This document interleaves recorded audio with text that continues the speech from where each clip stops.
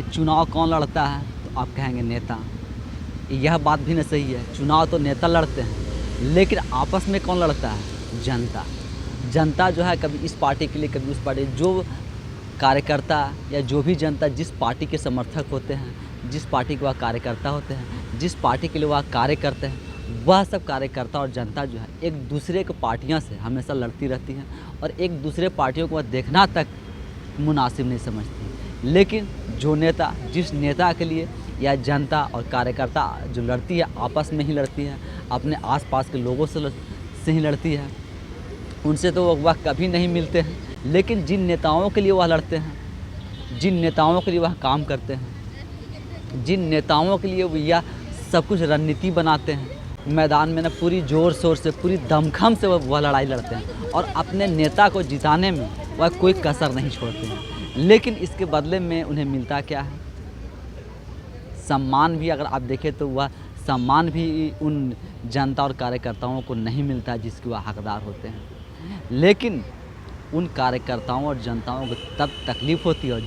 तब चोट और ज़्यादा महसूस होता है और तब वह और ज़्यादा अपमानित महसूस करते हैं, जब जिस पार्टी के खिलाफ वह लड़ते आ रहे थे, जिस पार्टी के कार्यकर्ताओं से वह लड़ते आ रहे थे, जिस पार्टी के खिलाफ वह वोट के लिए लड़ते आ रहे थे, जिस पार्टी के विचारधारा के वह खिलाफ लड़ते आ रहे थे, और वही पार्टियां और वही नेता जब एक कुर्सी पर बैठ करके गठबंधन कर लेती हैं, तब उन कार्यकर्ताओं और जनताओं को कैसा लगता होगा। कुछ इसी तरह से आपको अब उड़ीसा में, यानी जो कि लंबे समय तक वहाँ पर राज्य करने वाली नवीन पटनायक, जो वहाँ के वर्तमान मुख्यमंत्री हैं, और बीजेडी के जो बीजेडी पार्टी है, यानी बीजू जनता दल, और बीजेपी यानी भारतीय जनता पार्टी, दोनों का गठबंधन जो है वह होने जा रहा है। मिलन का वेला जो है वह मधुर होने वाला है। बहुत जल्दी ही आधिकारिक तौर पर भी ऐलान कर दिया जाएगा, क्योंकि जो बीजेडी 15 साल पहले बीजेपी से अलग हो गई थी, यानी एनडीए अलायंस से अलग होकर के चुनाव लड़ते आ रही थी, वही बीजेडी आज फिर से बीजेपी के साथ गठबंधन करने के लिए, और गठबंधन की जो बातचीत है वह ज़ोरों शोरों पर चल रही है। और हो सकता है आपको 1-2 दिन के अंदर में या इस सप्ताह के अंदर में, इस सप्ताह तक आपको आधिकारिक तौर पर यह ऐलान कर दिया जाएगा और ऐलान हो जाएगा कि बीजेडी और बीजेपी लोकसभा का चुनाव जो है दोनों साथ में मिलकर के लड़ेंगे। क्योंकि अभी देखें तो उड़ीसा में कुल 21 लोकसभा का सीट है। उस 21 लोकसभा सीट में 12 जो है वह बीजेडी के पास में, यानी बीजू जनता दल के पास में, और 8 सीट जो है वह बीजेपी के पास में है, और 1 सीट पर कांग्रेस के वहाँ सांसद हैं। यानी देखें तो पक्ष में वहाँ पे सरकार है वह नवीन पटनायक जी का है, यानी बीजू जनता दल की वहाँ सरकार है, और विपक्ष में वहाँ देखें तो बीजेपी है। लोकसभा के तौर पर भी अगर आप देखें और विधानसभा के तौर पर भी आप देखें तो दोनों में आपको विपक्ष के तौर पर वहाँ बीजेपी ही दिखाई पड़ेगी। तो बीजेपी अभी जो लोकसभा का चुनाव का जो 400 सीटों का जो टारगेट लेकर के चली है, 370 प्लस की, यानी 370 बीजेपी के, और एनडीए गठबंधन के साथ 400 प्लस सीट जो टारगेट जो अचीव करना है, यह सब अचीव को लेकर के धीरे धीरे वह पार्टियों से ना बीजेपी जो है वह गठबंधन करना शुरू कर दी है। यानी राज्य के जो राज्य स्तरीय पार्टियाँ हैं उनके साथ में किसी भी तरीके से वह गठबंधन करना चाहती है, और इस लोकसभा चुनाव में अपनी पूरी ताकत के साथ, पूरी दमखम के साथ उतरने की जो कोशिश है और जो कोशिश की जा रही है, वह कहीं न कहीं धरातल पर कुछ दिखता हुआ भी नजर आ रहा है। क्योंकि इससे पहले बिहार में जेडीयू यानी जनता दल यूनाइटेड, जो नीतीश कुमार वहाँ के वर्तमान में मुख्यमंत्री हैं, और पहले भी वही मुख्यमंत्री थे। पहले वह आरजेडी के साथ में गठबंधन में थे और अभी वह बीजेपी के साथ गठबंधन में है, लेकिन मुख्यमंत्री वही हैं। तो उनके साथ जो गठबंधन टूट गया था, वह गठबंधन फिर से गांठ बंधा गया। कुछ वैसा ही जब 15 साल पहले बीजू जनता दल बीजेपी से अलग हो गई थी, आज फिर वह बीजू जनता दल बीजेपी से गठबंधन करने जा रही है और गठबंधन होने जा रहा है। इसमें कुछ सीटों का जो है वह दांव पे चल रहा है। अगर सीटों का दांव पेच जो है जितना जल्दी फाइनल हो जाएगा, उतनी जल्दी यह गठबंधन का ऐलान भी हो जाएगा। बीजेपी वहाँ चाहती है कि कम से कम वह 14 सीटों पर चुनाव लड़े, क्योंकि अभी बीजेपी 8 सीट पर वहाँ जीती हुई है और 12 सीट पर बीजू जनता दल जीती हुई है। और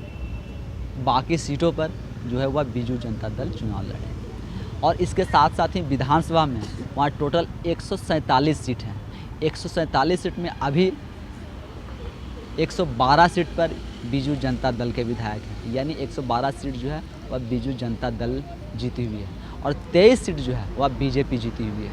और 9 सीट पर वहाँ कांग्रेस है और 1 सीट पर वहाँ निर्दलीय विधायकों का है। यानी देखें तो वहाँ विधान में भी जो विपक्ष का नेता है और जो विपक्ष का एक दमदार भूमिका के तौर पर कहें तो वह भी वहाँ बीजेपी ही है। तो जो 25 साल से वहाँ के जो मुख्यमंत्री हैं जो वह राज करते आ रहे हैं वह भी देख रहे हैं कि यह जो सौदा है यह फ़ायदे का सौदा है, क्योंकि अभी राज्य में विपक्ष के तौर पर एक मजबूत विपक्ष के तौर पर बीजेपी ही है। अगर बीजेपी ही साथ आ जाती है तो एक छत्र राज करने का और आसानी से और सरकार चलाने की जो परेशानी आज हो रही है कल यह सब परेशानी न हो, क्योंकि कांग्रेस पार्टी जो है वैसे भी वहाँ विपक्ष में है नहीं, क्योंकि वहाँ पे 147 विधानसभा की सीट पर के 74 के जो बहुमत के आंकड़े चाहिए थे वह बहुमत के आंकड़े से कहीं ज़्यादा 112 सीटों पर नवीन पटनायक यानी बीजू जनता दल अपने दम पर सरकार चला रही है और वह 25 वर्षों से सरकार चलाती आ रही है।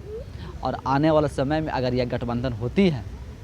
तो हो सकता है जो विधानसभा के जो सीट का जो शेयरिंग फार्मूला है उस पर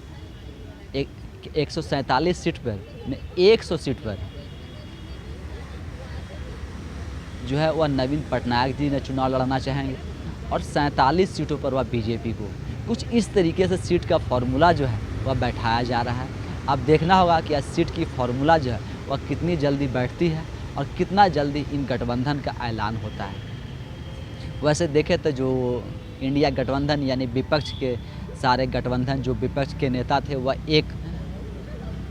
पूरा इंडिया गठबंधन बना करके बीजेपी के साथ लड़ना चाहते थे और जब उन्होंने इसकी शुरुआत की थी और इसकी शुरुआत करने वाले नीतीश कुमार ही थे यानी बिहार के मुख्यमंत्री, अब वहीं उस गठबंधन से अलग होकर के और एनडीए में आ गए हैं। तो जो इंडिया गठबंधन की जो कुनबा था वह धीरे धीरे देखे तो वह बिखरता हुआ जा रहा है और जो एनडीए गठबंधन का जो कुनबा बिखरा हुआ था वह देखे तो धीरे धीरे एकजुट होते जा रहे हैं। वैसे नवीन पटनायक जी का बीजेपी के साथ आना यह कोई पहली बात नहीं है, वैसे भी पहले इन्होंने साथ में चुनाव लड़ चुके हैं और चाहे आर्टिकल 370 हो, CAA हो या दिल्ली अधिनियम कानून की जब बात आती है, यह सब पर जब बिल लोकसभा और राज्यसभा में जब पारित हो रहे थे, लोकसभा और राज्यसभा में वोटिंग हो रही थी, उसमें भी न बीजू जनता दल और नवीन पटनायक बीजेपी का ही समर्थन किए और खुले तौर पर आप देखें तो कि नवीन पटनायक जी को कभी भी आप न प्रधानमंत्री नरेंद्र मोदी के खिलाफ वार करते हुए नहीं देखे होंगे आप। और इससे पहले जब प्रधानमंत्री नरेंद्र मोदी उड़ीसा में चुनावी जनसभा को संबोधित कर रहे थे उस सभा से भी वह नवीन पटनायक जी को टारगेट नहीं कर रहे थे, क्योंकि वर्तमान में नवीन पटनायक जी का सरकार है और 25 वर्षों से न सरकार है। जब वहाँ के वर्तमान सरकार को टारगेट ना किया जा रहा है इसका मतलब है कि कहीं न कहीं खिचड़ी जो है वह पीछे के डोर से खिचड़ी जो है पक रही है, बस खिचड़ी पकने का इंतज़ार हो रहा है और इसका ऐलान का इंतज़ार है। तो देखें तो कहीं ना कहीं जो बीजू जनता दल है वह भी ना बीजेपी को जहाँ जहाँ ज़रूरत पड़ी लोकसभा राज्यसभा में समर्थन करते आए हैं और वोट देते आए हैं। तो अब इन लोगों का जो 15 साल पहले जो दोस्ती टूट गई थी वह दोस्ती जो है एक बार फिर से कायम होने जा रही है। लेकिन जो जनता बीजेडी उखाड़ फेंकने के लिए बीजेपी के साथ खड़ी हुई थी और बीजेपी के लिए कार्य कर रही थी, वह कार्यकर्ता आज क्या महसूस करते होंगे और उनको कैसा लगता होगा, यह सब आप हमें कमेंट्स के माध्यम से ज़रूर बताएं। धन्यवाद।